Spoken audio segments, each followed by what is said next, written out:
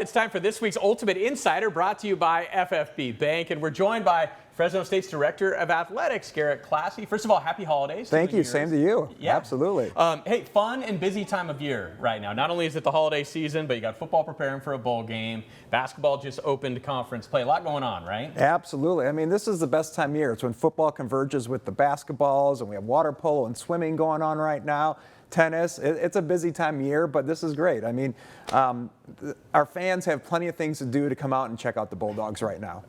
Garrett, what would you say is your big picture view for year one under Matt Entz at Fresno State? You know, the great thing is that when someone comes in and interviews for any job, they can sell you a bill of goods, right? But he had this detailed plan, and he's followed it to a T. And he's building the foundation here to do something, great. And I think you saw that in year one. You know, there was some games that he probably wishes he had back, but he always stuck with the plan, and he's following that plan to a T.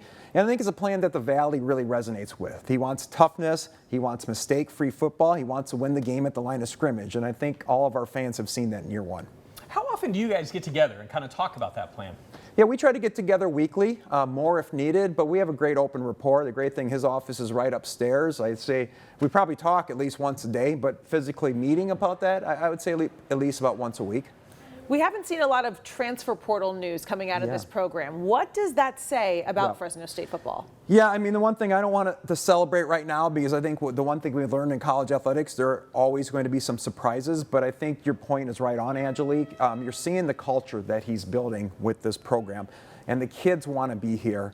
And it's not just Matt, it's the entire coaching staff. And then I think the other piece of it is that I think we're very fortunate at Fresno State is that we have a lot of young men that grew up in the Valley, and they dream of playing for the Bulldogs. And I don't think a lot of places you can say that anymore. And so I think that's part of it too. If you're from here, you want to play in front of your friends and family, and you dream of wearing that uniform. I mean, much like Deegan Rose staying at home. And that's really the key to our success. But it speaks volumes also to the culture that Matt Entz and his staff is creating here at Fresno State. Obviously, you took the job during a transformative time for college athletics, right? This new era of the transfer portal, like you mentioned, and then NIL as well, and revenue sharing, which is now new. You guys kind of got ahead of the curve on that, but give us a sense for how Fresno State is handling revenue sharing, where revenue is going directly to the athletes. Yep.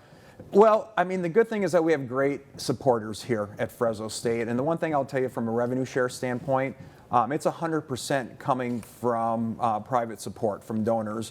And we need to get past that. And especially going into the Pac-12, we need to elevate what we're doing. And we're going to have a much higher revenue share total for football for next year, which is really exciting. I know Coach Entz is really excited about that, but we always have to keep working on that. And I think, once the Pac-12 schedule comes out next year, we've been working on that in the AD room. We're going to have a much more robust home schedule next year than we've had in the past. And so we're going to have to align our ticket prices with that. And it's unfortunate. We still want to make Valley Children's Stadium a most affordable ticket and great game experience. But the reality is that winning and investing at the Pac-12 level is going to take some work, and we're working on that right now. How difficult is it to be an athletic director at the Division I level right now with everything going on with the revenue sharing? And what's the biggest emphasis of it all? I like it, because I feel like in higher ed, and especially in college athletics, there's been a lot of people for a lot of years that don't want to take advantage of these changes, and I think we can find a competitive edge, and anything that we can find a competitive edge in, we're going to attack it. And we can't control the changes that are coming. All we can do is attack them and be prepared for what's next, and that's how we're looking at it. And yeah, is it more difficult? Does it add hours a day? Absolutely. But at the end of the day, it's always going to be about the student-athlete experience, and we do need a national standard. There's no doubt. We can't just keep operating the wild, wild west. We thought the House settlement was going to fix that. It's fixed some of it, but then you're seeing head coaches and the new, that are getting new contracts. There's money guaranteed above and beyond the revenue sharing piece, and I don't know how they're doing that legally, to be honest with you. And so we just have to make sure that there's a natural standard. Everyone's playing by the same rules, and that's the only way that college football and college sports is going to maintain the greatness that we have right now. That football program obviously ascending, at Fresno State right now. And the men's basketball program looks like it's making progress in year two under Vance Wahlberg. I want to ask you, because it's tough, right, when you're coming off a 6-win season, to judge progress. Correct. How do you judge progress as you take a look at that program? Yeah, I would urge everyone to know it's not just wins and losses, obviously. It's I go to practice frequently. I go to the games. I see what they're doing. I see the talent they're bringing in.